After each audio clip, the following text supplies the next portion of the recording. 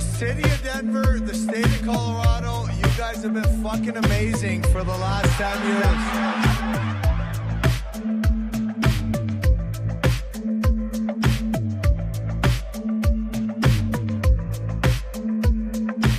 Let me start off with a Twitch feed this morning, and I got to get the whole name right.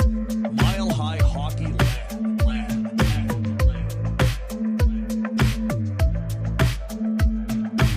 The city of Denver, the state of Colorado, you guys have been fucking amazing for the last 10 years.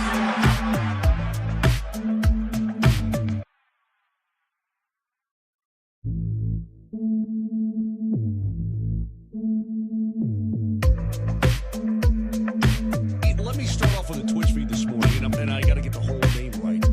Mile High Hockey Lab.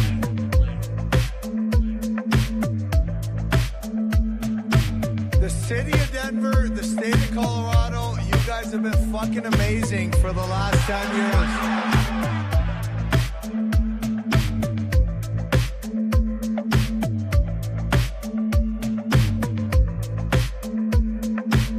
Let me start off with a Twitch feed this morning, and I got to get the whole name right.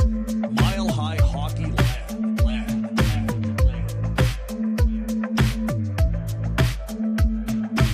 The city of Denver, the state of Colorado, you guys have been fucking amazing for the last 10 years.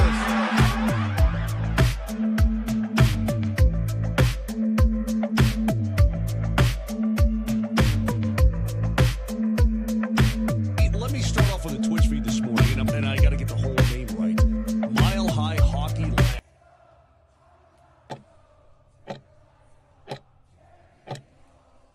Live from Spectrum Community Services Studios in Colorado, USA. This is the Mile High Hockey Lab.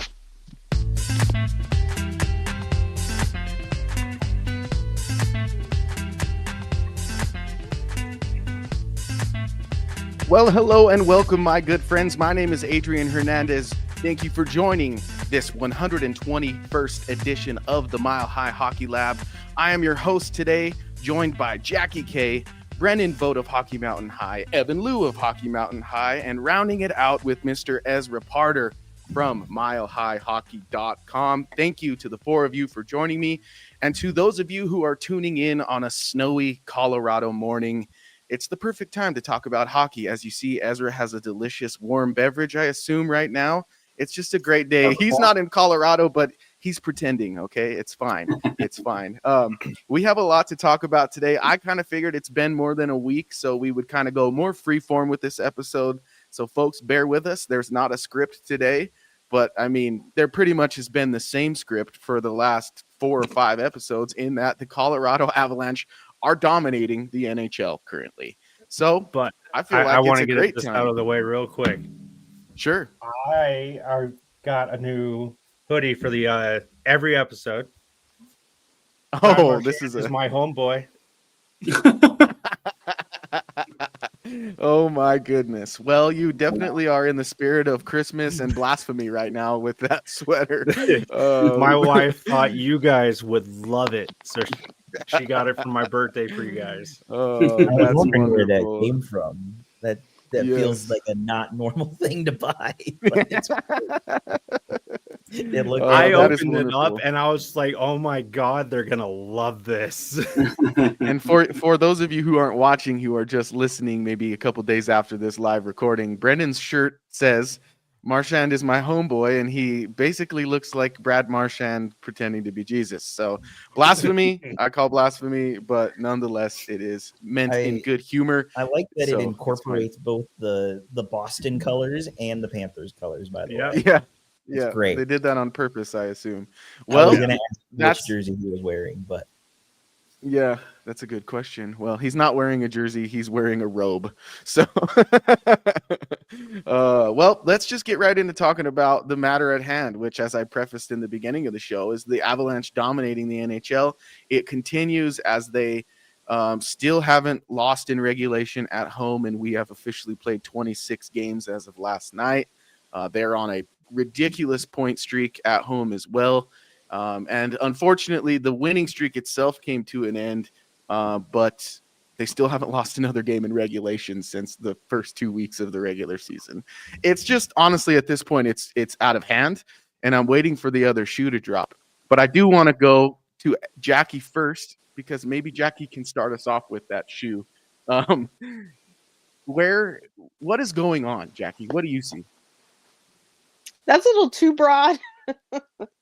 Yeah, I mean, like, I guess what's going on with all of this success? Because as we know, like those of us who look into like the numbers and things, usually like an inordinate amount of success typically lends to some sort of fall off in the near future, and the law of averages wins. What's going on here in terms of that, I guess? Well, it's even hard to make any sort of analytic analysis because everything's just amazing, right? Like there's no analysis with the numbers. As far as like what would my concerns be? I mean, obviously the power play is still struggling, but not like it matters. I mean, any concern right now is it doesn't matter, but we're talking about the future, right? We want the success to continue when it needs to continue. So like anything right now is just, there's nothing to complain about. Just turn on the game and watch the wins. But, you know, as far as moving forward, I would say they've been pretty healthy. So knock on wood. I mean, some of the injuries around the league are crazy. So maybe this is just their year to avoid anything kind of catastrophic, but I would knock on wood a little bit there. I mean, we saw Wedgwood. Yeah. Right. I don't think it's serious, but I think if you remember back to last year, he had a few things that lingered. So that might be a tiny bit concern right now. I would also just say like that competitive fire. And I think it helps, like I said in the previous episode, that Dallas is right behind them. Now Minnesota is right behind them. It's funny, the top 3 teams in the league are Avs, Dallas, and Minnesota. Yeah. In the same division. Central Division is brutal. Yeah. But I think that's a good thing. If they were like 15 points clear of anybody in their division, that's not ideal. I'm not saying like, oh, try to lose, but you have to look at when Boston set the record they didn't win in the first round. There is something to be said about continuing that competitive fire, and you can't manufacture it. You can say, oh, we care about this, we care about getting McKinnon a Hart Trophy or Makar Hart Trophy or whatever you want to look at as far as like internal motivation, but you really truly need external motivation. You need somebody pushing you. So I think that's a good thing if that continues. It gives the Avs something to play for. It gives them teams to stay ahead of. But as far as, I mean, right now it's hard to talk. To me, it's hard to talk about because what do you say? Like, they're dominating. It's the amazing. Rebuttal is they win. They win every game. Like, what is there even to talk about? Like, keep it going. I don't know if it's going to keep going. We'll see. But it's just really hard for me to analyze. It's just like, okay, absolutely. Half the game is garbage time. You turn it on and wait for them to get the lead. They get a 2-goal lead, turn the game off. It's over. Yeah, exactly. Well, that's like, what a luxury, though. I mean, it wasn't long ago the Avs were giving up 4 goals in the first period, and we had a very clear and obvious goalie problem. And now the Avalanche, like, you really have to sift through the weeds to find a problem.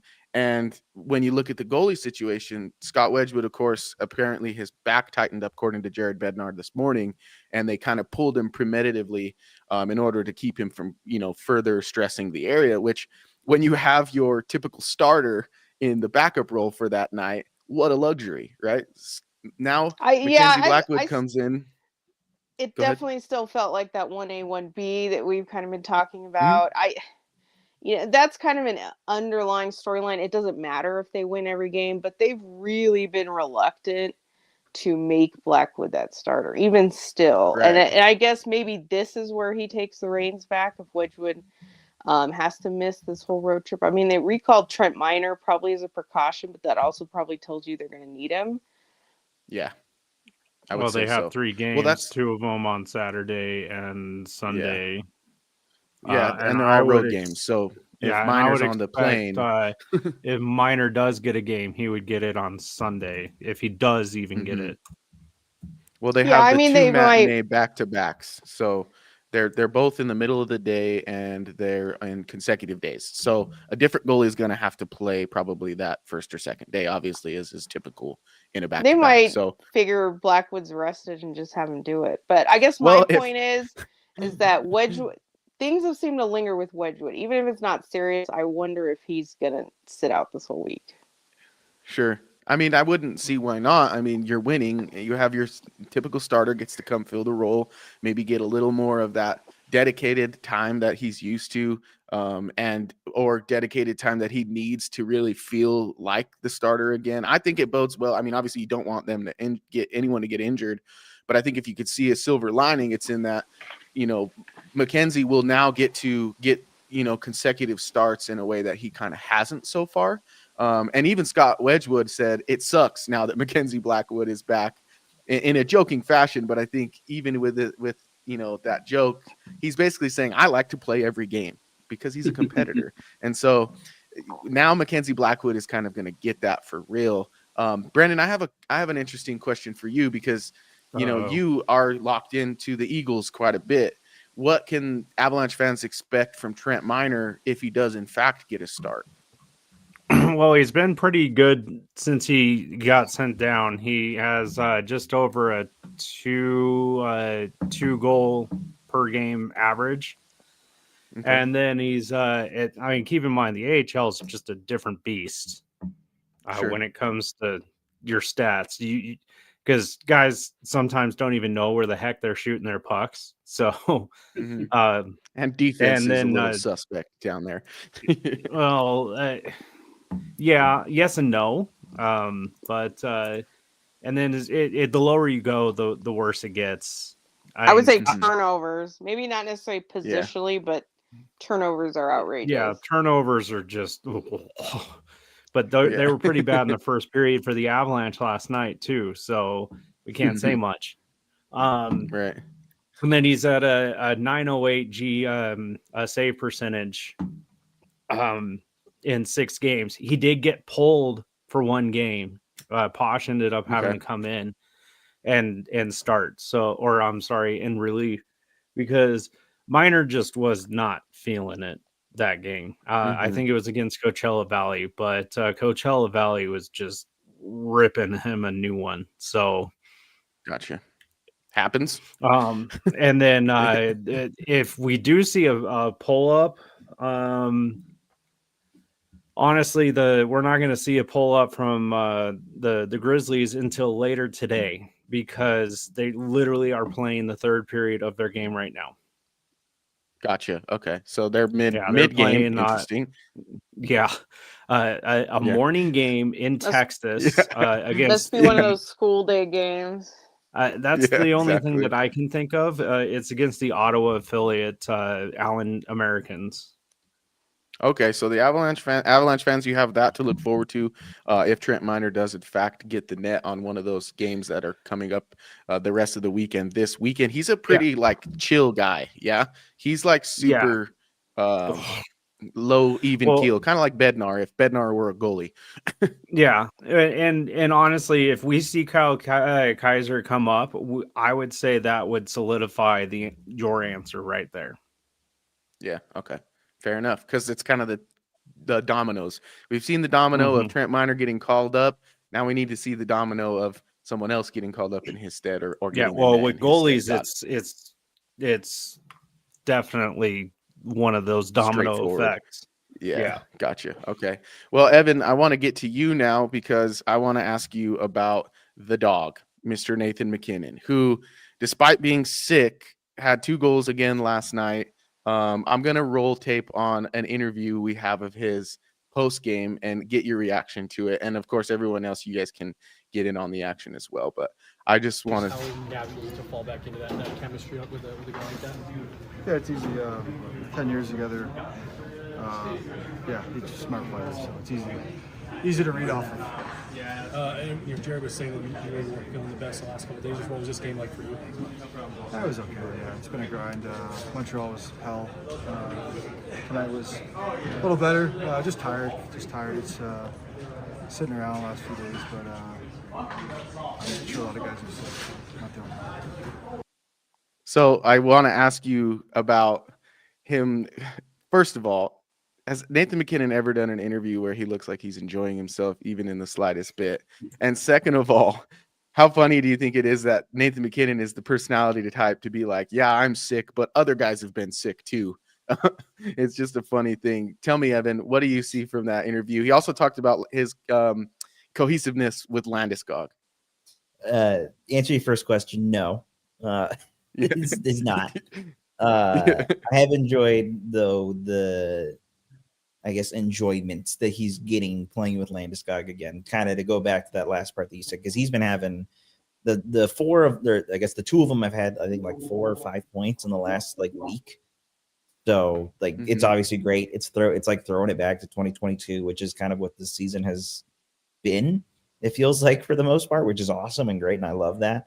And I mean, McKinnon's he keeps showing that he's a team player, whether you like it or not. If he's trying to make sure his teammates are eating a specific kind of way or not, or just dishing off assists to people. It's been great, and he's obviously leading the league, leading the team in points. Like, just keep doing what you're doing, man. At that point, right?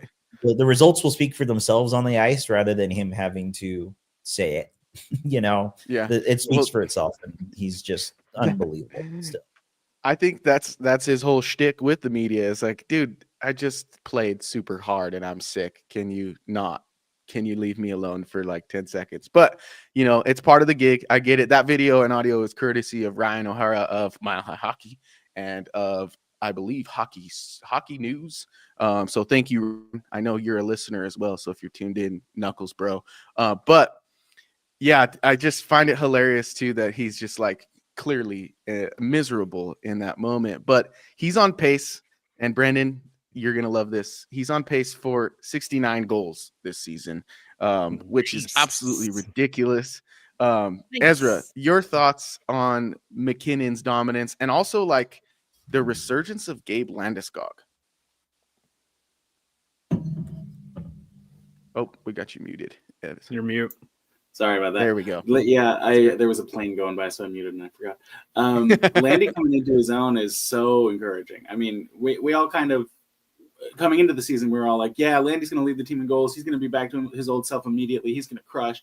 And then we're kind of disappointed at the beginning to see him actually have some rust and be human, which is fair on his side, obviously. But it's great to see that he's shaking that rust off and being just a dominant force out there. I think more than anyone else, his ability to impact a game all over the ice has really shown through in all this winning. I think there's a lot of reasons why the Avs are doing well. He is just part of it, but he's a big part of it. And I love to see it. And it feeds Mac. I mean, when Landeskog and McKinnon are out there together, their points just fall into the net. It's incredible. It feels like it's easy out there for both of them. Right now, which it didn't feel like at the beginning of the season for Landeskog. So that's wonderful. Yeah, and that's so true, dude. Because remember, to start the season, I was even talking about, man, he's off his skates a lot.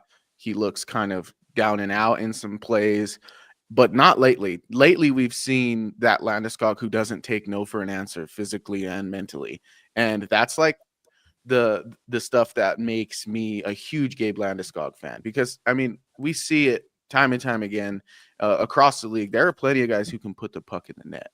There's not a lot of guys left in this league that will the puck into the net. There's plenty of skill in the puck in, not as much will in the puck in. And that's kind of Landeskog's forte. It's also Val Nichushkin's forte. It's also Artturi Lehkonen's forte. And honestly, I think it's McKinnon's forte, but he just can score from anywhere. And so I think, like, if you look at the Avalanche as a whole, they kind of embody more of that attitude, especially now with Landeskog and Nichushkin back in the lineup. And then, of course, the arrival of the Brock and Roll Nelson show has really, I feel like, fortified an identity for this team, which to me is, as Jackie kind of said in the intro, a team that gets 2 goals and never looks 2-goal lead and never looks back, because they can absolutely physically shut you down afterward. I'll circle back to you, Jackie. Now that that's my kind of vision of this team's identity, do you agree with that? Well, I mean, definitely, because that's how they've been winning. Mm-hmm. As far as like it's hard to say. Like, any analysis is tough because you just win. So I mean, that's kind of their identity, is you can't beat them. As far as, you know,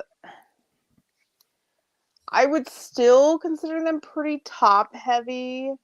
I don't know that I would call them like a depth team. Obviously, they've been getting more contributions, especially in their winning streaks. But I still think their identity is they're being led by, obviously, McKinnon's leading the league in points.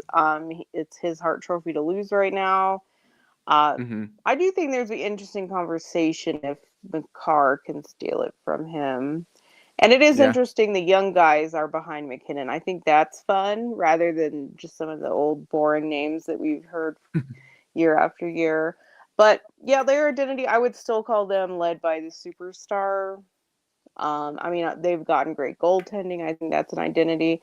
I do see what you're saying about Landy brings that sort of grit, intangibles, never quit, that I do think they've clearly been missing out on the last few years. So that's a good extra element to add to what kind of that superstar-led mentality is. So I kind of see that as how they're getting things done, but I would still say they're a superstar-led team. I mean, I would agree with you. I think it's hard not to be a superstar-led team when you have the best forward and the best defender on your team. But to put Val Nichushkin on the third line, to me, that's a deep team. Brennan, what's up? I think that was just because he's just came back. He's not going to be on the third line. Yeah, but Landeskog, they're not losing production from Landeskog being up on the second line.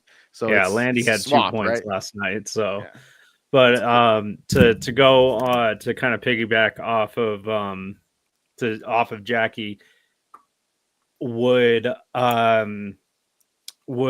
Kale be able to get the Hart and the Norris?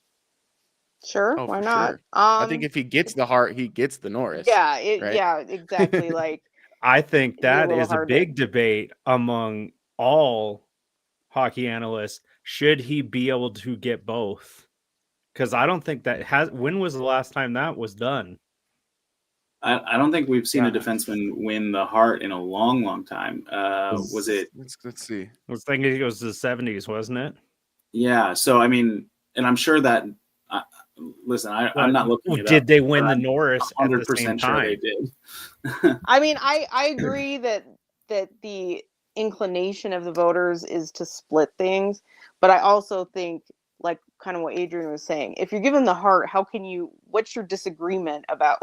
What's your argument about not giving him the Norris? Exactly. It seems kind of silly. It just seems like to not give it to him. He's just the so best he doesn't player get in the league, more but awards. he's not the best defender. But he's a crummy defender, right? Yeah, let's give him news.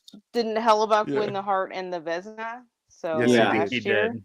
Well, so the last two people, there's only been 2 people who've ever won the Hart and the Norris. Let's have fun with this. Everyone gets a guess. Bobby Orr. Okay, Bobby Orr. I was going to say, Everyone got an obvious one, dude. Come on. Okay, so everyone gets a guess at the not. I mean, it's still obvious because a great defender, but who was the most recent? I'll give you a hint. I don't know. First name is Chris. Oh, okay. It's Chris Pronger. I was gonna say. I was gonna say him, but I was like, that doesn't feel right. Chris Pronger won it Pronger's in 99 and 2000. was a lot better than you think, dude. Yeah. Bobby Orr did it 3 times, and he did it in 3 consecutive years. So that just goes to show how crazy he was. If the voters were just, they didn't have voter fatigue over there when it came to Bobby Orr. We'll just say that much. But there were weren't there also less teams then too? Sure. And I mean, I almost Bobby feel Orr like was Hale damn good. has to take it up a notch to win the Hart, though, which is crazy to say, but He definitely honestly, needs to he score just a power needs to play start goal. scoring power play goals. Yeah, exactly. He needs to start scoring goals in general, and then also to go back on the Nathan McKinnon thing, because I was trying to be quiet for once. Mhm. But Bednar did say last night that he felt like that was not Nathan McKinnon's best game. Yeah, 2 McKinnon said it goals. too in the post game. Yeah, Yeah, he was Well, like, they've I had was a lot of tired. poor. I will say they've had a lot of poor starts lately, and then they've been able to Mhm. The good news is they're able to overcome them. The bad news is it's starting to become a trend. These poor starts. Yeah. So, Well, it might interesting that we come. talk about Cale Makar's power play goal, which Ezra, it's been since April 6th of last year, Jeez. which includes last year's playoffs. Since he's had a power play goal, this just kind of slapped me in the face. But could the power play woes be like heavily attributed to the fact that Cale Makar is all of a sudden not scoring goals on them? Because in his early years, we saw him scoring from the point a lot. What are your thoughts on that? Yeah, I mean, I think that's fair. I think it's a real like chicken and egg situation, right? Mhm. It's either the power play woes are because Kale's not scoring, or the power play woes are causing Kale not to score. I don't know what the answer is, but definitely we used to see a lot of Cale Makar getting shots through from the point, just floating them through, really, and they would find their way in because of a great screen or other kinds of traffic in front. And now the power play seems so focused on Cale as a distributor that he isn't doing those. He isn't trying those as often. He's feeding the puck to Natchez. He's feeding the puck to Nate, obviously. And when Olofsson was on the top unit, he was feeding the puck to Olofsson. And I like having Gabe back at a higher caliber of player that he's been lately, so that he can be that net front guy on the power play. And we've only seen one, I think, tip goal from him on a power play, and it was in a 7-2 win, and it was the 7th goal. So it doesn't feel as impactful, but I think that was a sign of things to come.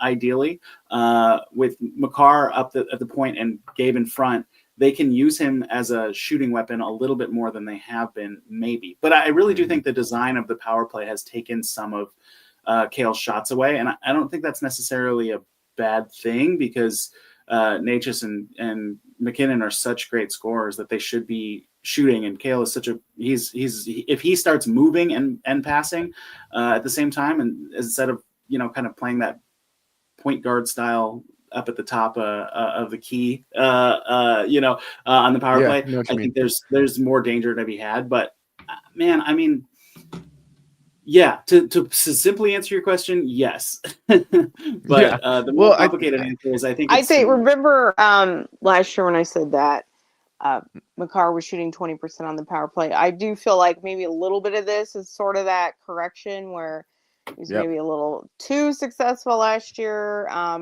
I do think some of it is still missing Mikko, because they're the penalty killers are definitely focusing on him a little bit too much. I do think they need to completely reimagine their setup. I haven't looked up power play numbers in depth since I wrote the article about a month ago, but I do, from what I recall, I think it was Makar does shoot the most on the power play. So you'd be surprised that he shoots more than even, say, McKinnon does on the power play.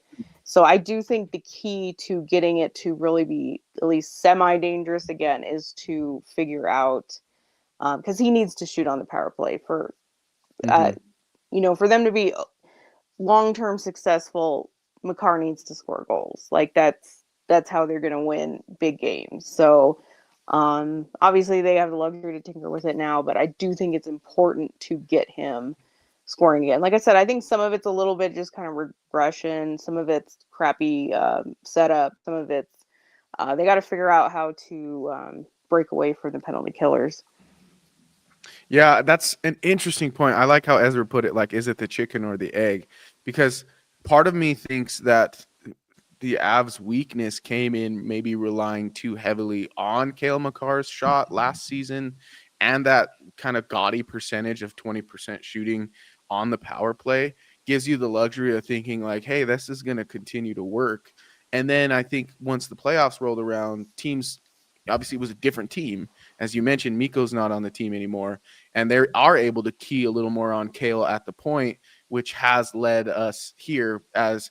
And now that you mention it that way, to me, it's like as soon as Natchez starts to fill the net on the power play at like a really effective pace, we will probably start to see Kale more successful with that shot from the point. But I'm also kind of with you, Jackie. It's gotten to the point for me where it's like, Cale Makar is one of your best offensive weapons. Your power play should be at its best with him shooting, and it's currently not. So they have to find a way, I think, to put him in more dangerous positions. Ezra, as you mentioned, they love to use him as a quarterback of the power play, just at the top of the key, waiting to cross somebody over and find a lane. It's literally like basketball for Cale Makar. I mean, they have so many other guys they could just stick back there just to pass right and left. Like put Kale on the right side and he loves shooting from the right side. Even as a righty, he loves that shot from the right side, especially right above the circles. Like try that. And they have the luxury to try right now. Like, so what? What's the risk? Like try it. Yeah. And crazy thought. Move Burns up to the first power play. Give Kale some little bit. I said crazy thought. Sorry. Finish your thought. You can slap me in a minute, but give Kale some rest, for God's sake. The boy. Well, we just know that's never going to happen. Like number one, D is expected to play, all the time, and Bednar wants to win every single game. So he's just gonna grind them. He still grinds them into dust. Yeah, but Burnsy has proved that he still has the shot. If that makes sense, I think so. No, yeah, I think honestly, like seeing Landeskog deflect a goal behind his own back and in off that point shot, to Ezra's point, is going to be huge. If Landeskog adds that back to his game and is effective in that regard and effective in general in parking himself in front of the net and screening, it maybe shouldn't come as a coincidence that the power play started to shift a little bit once Landeskog wasn't involved, because that net front presence on the power play is super important. And really, he has the body that is required to really take away the eyes for the netminder. And that's not to say Nichushkin isn't massive, but I don't necessarily know that Nichushkin's game. I think Nichushkin's game more is emblematic of how Landeskog attacks the net and is at the net front. But I think Landeskog has a keen ability to screen in a way that Nichushkin doesn't quite harness. So I think that will bode well. I tweeted last night during the game, like Landeskog is just a good hockey player. And it sucks that we forgot it. And it sucks that he went through what he did and we had to question it. But as he comes back to a version of what he used to be, we have to remember that he was a part of one of the best lines in hockey for a very, very long time. And that happens because he's very good at hockey. Evan, I see you nodding along. And I asked you already about. I was going to say, Evan, I don't think you and I forgot that. We've been singing his praises, right? Well, yes. Well, everyone loves Landy. I guess my question is, do you put him on the top line? I don't know if he can play that many minutes, but I truly think this team's depth will get unlocked when you can put Lehkonen on any line. When you have Lehkonen on the third line. Then I agree. Well, that's why I like Nichushkin. Should we break out the board? Well, I want to get our player of the week live. So I'll send the poll out in mid-episode, and then when the episode ends, we'll decide who our player of the week is. So I want everyone to we'll put a pin in that Landeskog conversation. I'll give my nomination, which is Landeskog, and then Jackie, what's yours? Well, you should have given me time to think about this. All right, well, who's ready? Anybody know? Can I say the goalies? Can I combine them and say the goalies? Yeah. I like it. Just goalies. I like it. One word. The goalies in all caps. The goalies. So how about this? We'll do it this way. We'll see if you have any objections to my nominations. Nathan MacKinnon, Brock Nelson, Gabe Landeskog, and the goalies. Any objections? I think that's fair. I think those are the All right right. noms. Well, let's. I was gonna say I've been MIA for the last week overseas, and if you can't tell, I'm struggling to stay awake over here, all jet lagged. We need So- to involve him more. As I was just gonna say McKinnon because he also got first star of the month. I know for November, which Yeah. is something to touch That's on. right. So, All right. So the poll is that's live, really the folks. only Head on one over that- to X. that's I like the idea of voting for the goalies. Evan, I'm so sorry that you're tired. You are just working so hard. Man, you're gonna have gray hair before you know it if you keep working this hard, my friend. So be I careful, already all right? do. it's somewhere in here. I've seen it. I That's will never great. forget when first found it in high school. My friend was Oh, like, "Dude, you have God. gray Don't hair." talk to me and Jackie about gray hair. Yeah. My wife has been begrudgingly pointing out every single one of them when she says, "You have the longest gray hair in your hair right now," and I'm like, "Oh, thanks so much for pointing it out." That's what kids will do to you, Evan. So if you like all the brown hair you still do have, just remember that. That's a tip for you. But the player of the week is live, folks. So go ahead and vote on our X account. You can find that at Mile High Hockey. I will retweet it from the podcast X account, which is all caps MHH_lab.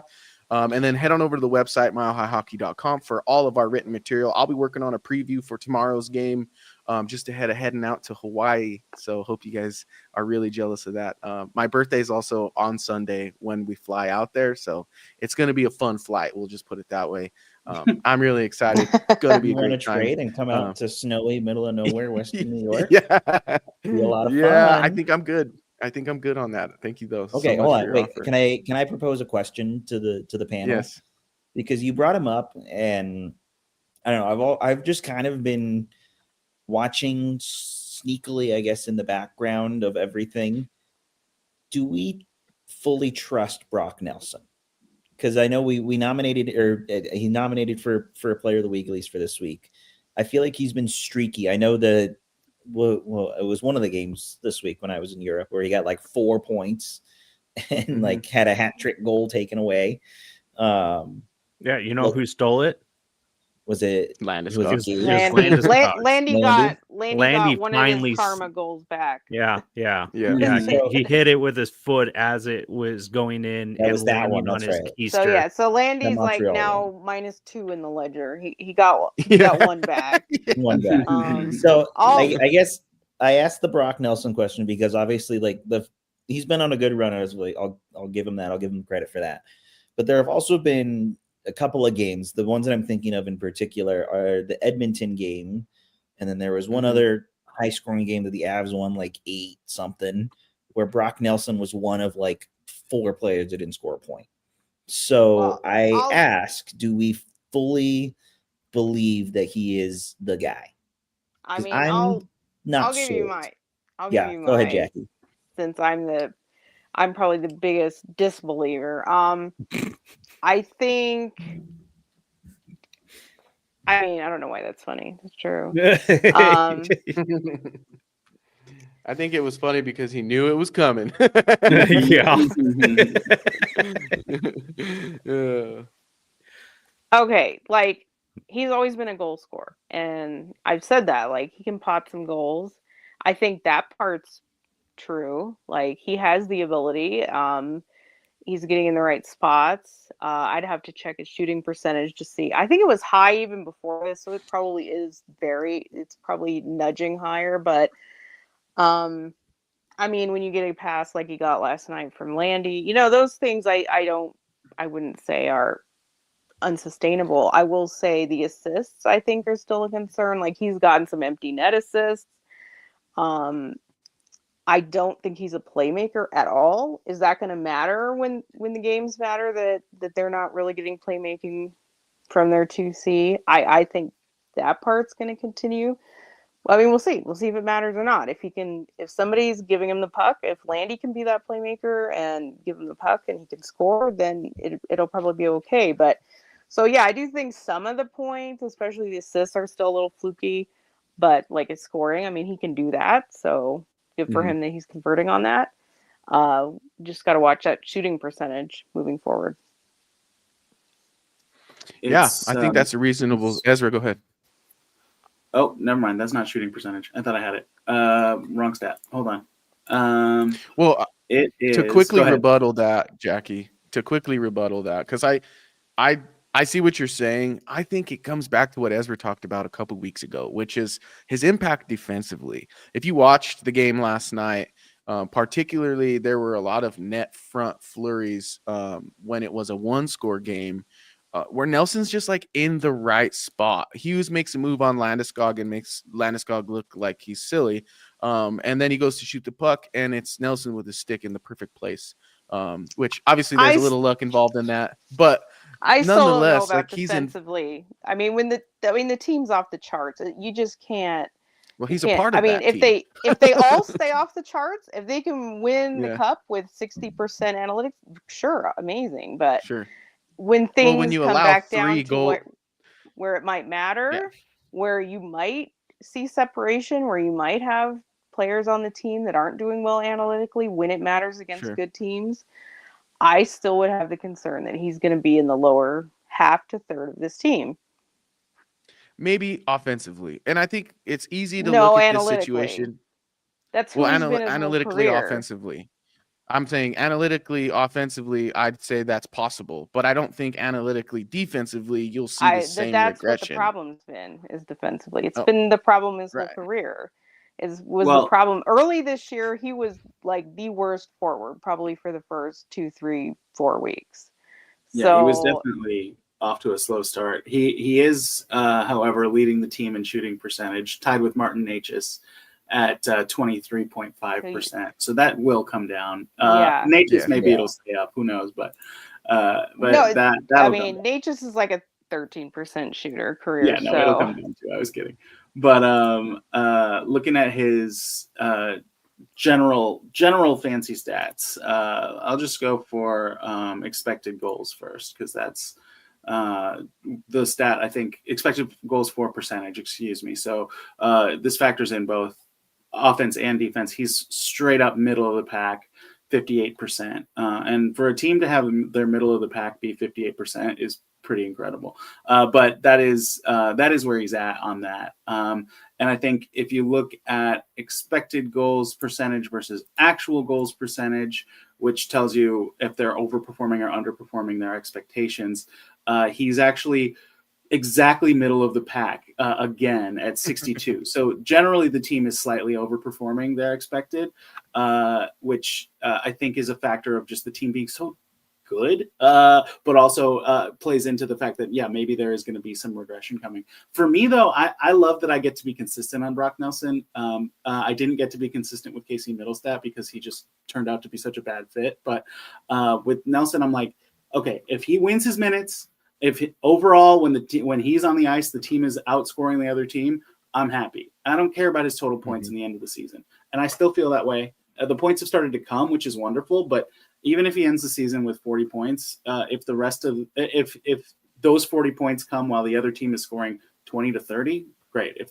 I'm good, because that second line center spot has been a hole in production since Kadri left, but also it's been a sieve defensively since Kadri left. And if that changes, great, I'm good. Even if that defense is coming from Val Nichushkin and Gabe Landeskog at the wings, if that line works, I'm good. I'm just going to say we'll see when they actually have to play a competitive game for longer than 10 minutes. So we'll see. It all comes down to the playoffs. That's ultimately, we can't really judge any of this on the regular season. There's a team that I watched that did exactly this, and it was the 2022 Avalanche team. They limited scoring chances after getting the lead. The Avs gave up 3 shots on goal in the third period last night, or the night before. We also didn't do it during an Olympic year. Last night, I think they got outshot in the third. They did it during a COVID year, actually, in 2022. They got a pause there as well. But I get because it was wearing out. But with the Stars weren't getting 10 extra games that they had to play in the middle of the season. That's true. So it's not off time. Yeah, it won't be a concern for Brock Nelson.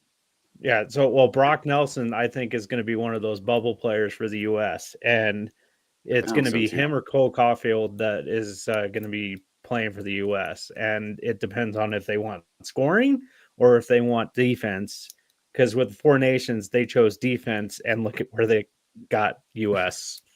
They ended well, up they lost in Canada. overtime, brother. Well, it's hard to say Yeah. because he was good in the Four Nations, so people kind of assumed he'd be on Yeah, the he team. was good. And then It's with the just start, he was off, and then now are they going to use him scoring more as justification to bring him? I don't think they really make last minute decisions. They know it. It's all political. It's all who they like. It's all who they trust. But it was interesting that he was off on the. I would say just because of his reputation. A lot of those things matter. What he did in the Four Nations, those things all matter more than like recency bias. But it was interesting to see him off the projections. Well, I'm going to preface this stat and say, look, I know that the Avalanche themselves are a whopping plus 50 in goal differential right now.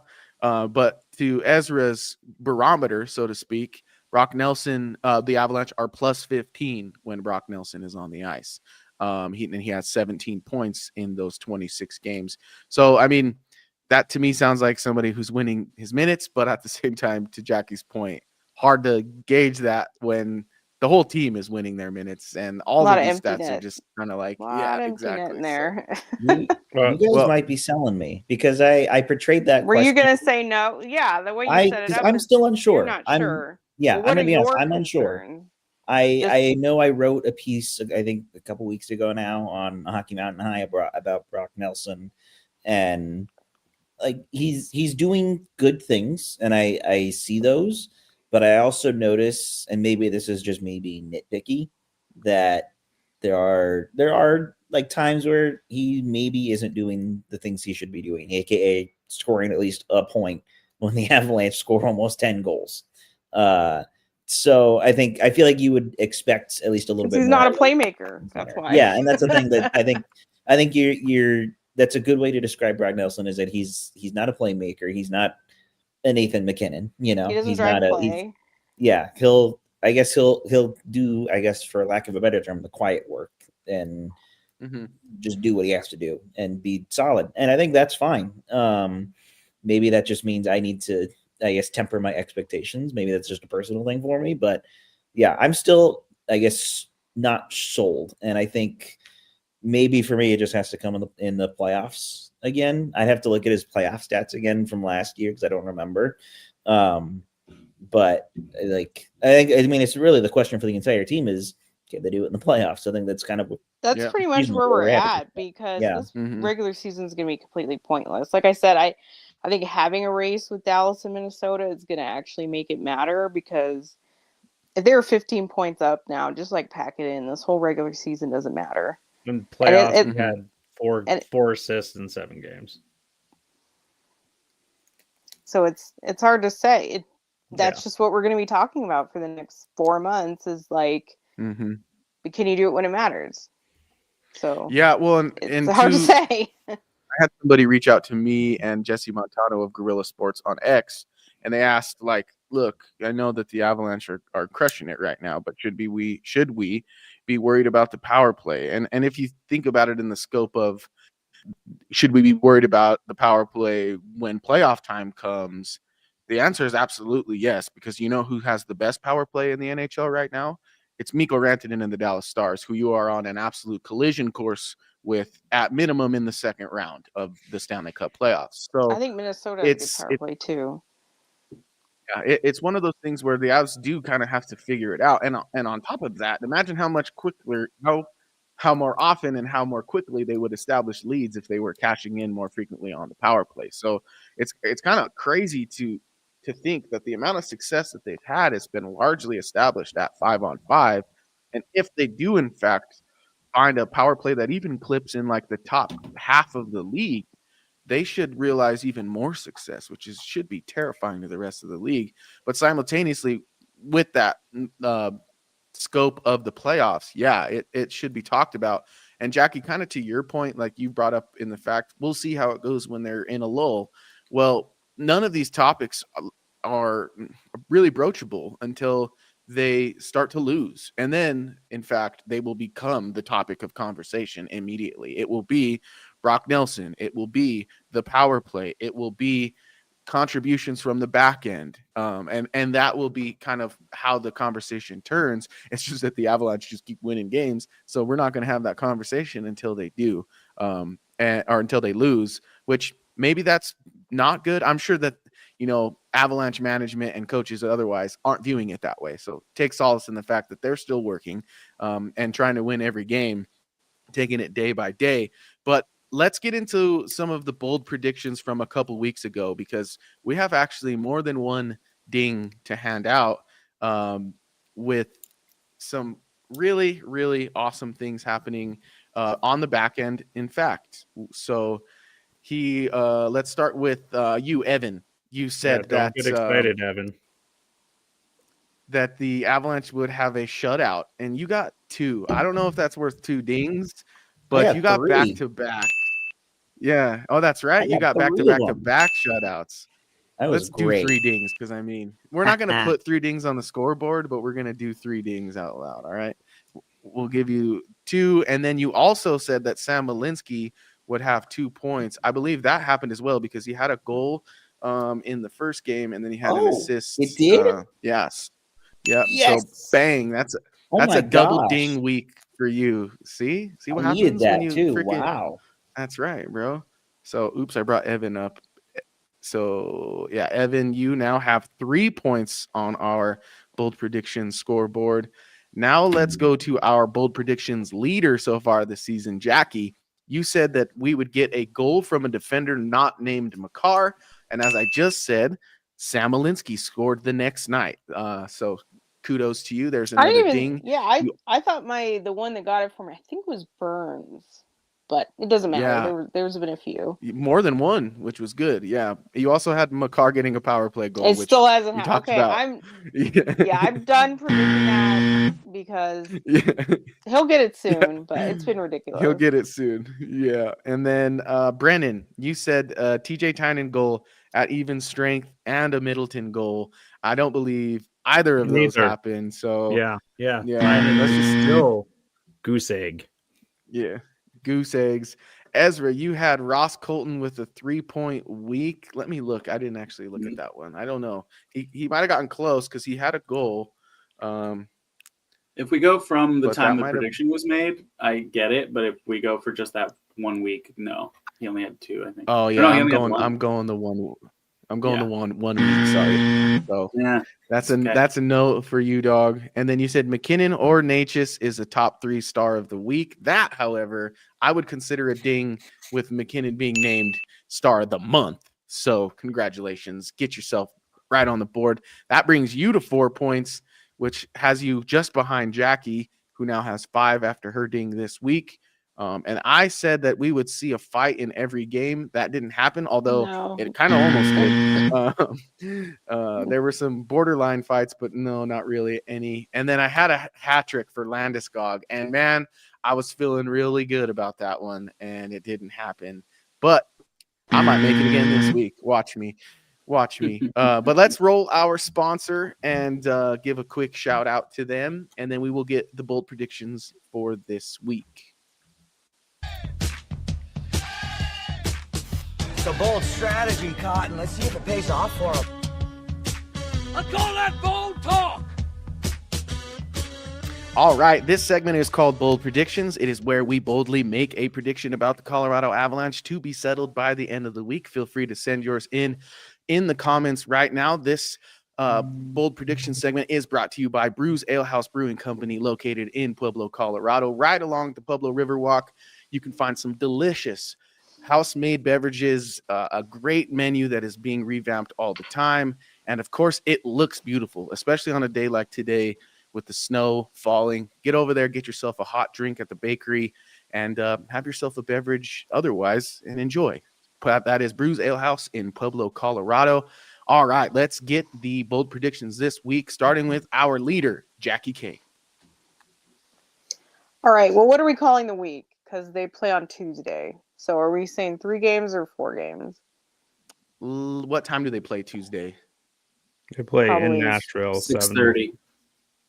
Oh, sorry, 7:30. So we can maybe. I was going to say 7:30. We can probably, if we can do an episode that day, let's assume Nashville's not in on this week's bold Okay. predictions. Yeah. All right. Well, it doesn't really change what I was going to say anyway. I will say, is it bold enough to say that the Avs sweep the road? Well, that portion of the road trip. Now, you might say, is that a little too easy? But remember the uncertainty in net. So I think. Yeah. I think that's bold. I think that, yeah. So I'm going to say they win every game. And then I'm going to say Brindley returns and gets a point. Now, I know they said we haven't talked about him. I think the update was that he's coming on the road trip and could play at some point, which is good to hear because, young guy injury, definitely very precarious there. But maybe they just sit Bardakov and play him. Mm-hmm. But I'm going to say he returns and gets a point. For my second. Last I saw, he was skating in a red non-contact, so it's good to see him back on the ice. Yeah, so that's a good. I like that one. That one is indeed bold. Yeah. Yeah, because he might not return by then. They sometimes he might just make it a little. He might just be going on the trip to pay for the drinks because he's a rookie. Yeah. With that brand new extension of his. Exactly. All right, so I got Avalanche sweep the road trip and Brindley returns and get a point. Well, they didn't send him down, so he has more money. It's cool. Evan, let's go to you now, since you were Mr. Double Ding of last week. I know. I feel like I have high expectations now, and I have to back them up, and I don't know if I can do that. You're screaming up the leaderboard right now. So I know. You know what? This might seem cheap, but I'm gonna do it anyway.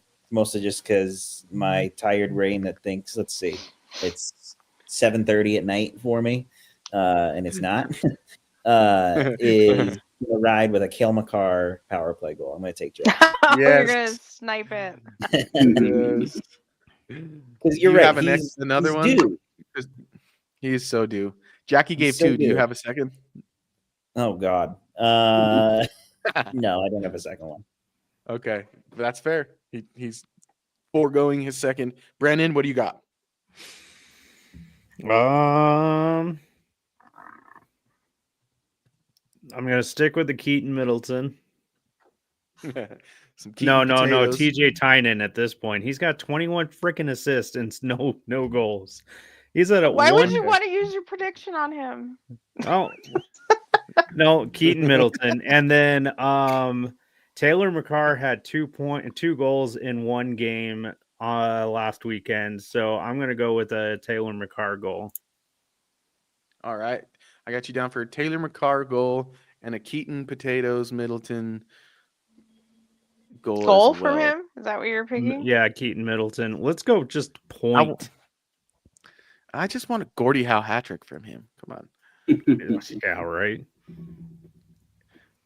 So you just want to I named him a point. I named Middleton one of my stars of the month, and he had like all his production in like 5 games. That's it. Yeah, it was like in 2 weeks, and that was it. Yeah. All right, Ezra, what do you got for me?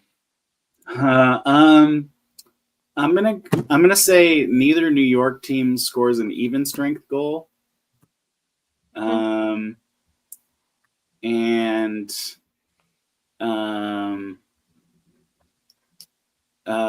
We get one of those games, one of the 3 games is a 5-point game from the second line. So who are we calling the second line right now? I mean, obviously Nelson, what's our definition? Yeah, I guess Nichushkin makes that complicated, but I was thinking Nelson, Colton, Landeskog. Okay. Yeah, I think so too. That pair will consider the second line as it pertains to this bold prediction. I really like that prediction. Even if Nichushkin takes Colton's spot one of those games, we can figure that out. But we'll just say between the 3, Landeskog, Colton, Nelson in one game. We have a prediction in I'm gonna chat too. Oh yeah, what's up? Oh, yeah. Let's see what we got here. The prediction in the chat says 9 goals for, 6 against on the roadie, 1 shorty, and 1 for 10 on the power play. As long as that 1 for 10 is Cale Makar, we'll be good. I like that. What's the word? Specificity? Specificity. Specification? Yeah, Specificity. that word. That's That what one. word. That's it. Aren't we all writers, for God's sake? Jeez, oh yeah, man. Yeah, Seriously. but one of us Well, is that asleep. would. All right, Nicholas, I got you down. Bro. We'll So see how we'll close give you a they- ding yeah. next week. Yes, and See then how close mine. they come to that. I'm gonna go kind of off of where Ezra's train of thought is, and I'm gonna say that the Avs give up less than 60 shots on goal in the 3 games combined, which is, I know, crazy, but Love I it. think it might happen. Okay. And then I will go with a Jack Drury multi-point night. Nice. Against who? And I think Yeah. it's gonna. I think it's going to happen against the Rangers because he's got a lot of experience playing the Rangers as in his time in Carolina. So I think we might see some lightning from Natchez as well in that contest. So be on the lookout for that. They should know a little more about Shesterkin than some other people on the team, I think, and maybe they can have a little insight for guys like McKinnon, who can make you pay with such insight. Well, that is going to do it for today's episode. We have Nicholas down. All of you who contributed and or tuned in to today's episode, there's about 700 of you live. We went live on my Facebook today even, and we got about 10 interactions there and some people commenting as well. So thank you folks very much for tuning into the program.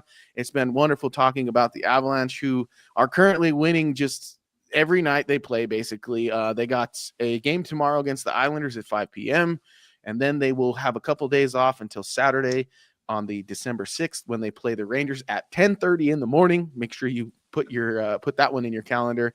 And then they'll do another game, another matinee just the next day on December 7th at 11 a.m. against the Philadelphia Flyers, who have Trevor Zegras, who's basically flinching people, but they're not flinching. So that'll be a fun one to watch. Thank you folks very much for tuning in. Please head on over to the website, milehighhockey.com. Also head on over to Hockey Mountain High, where you can find Evan and Brendan's work. And please give my 4 fellow panelists a follow on their preferred social media platform and just promote everything that they do, because they're all wonderful people. On behalf of those wonderful people, Jackie K, Brendan Vogt, Evan Liu, and Ezra Parter, my name is Adrian Hernandez. This has been the 121st edition of the Mile High Hockey Lab. And until next time, go Avs. Thank you for tuning into the Mile High Hockey Lab.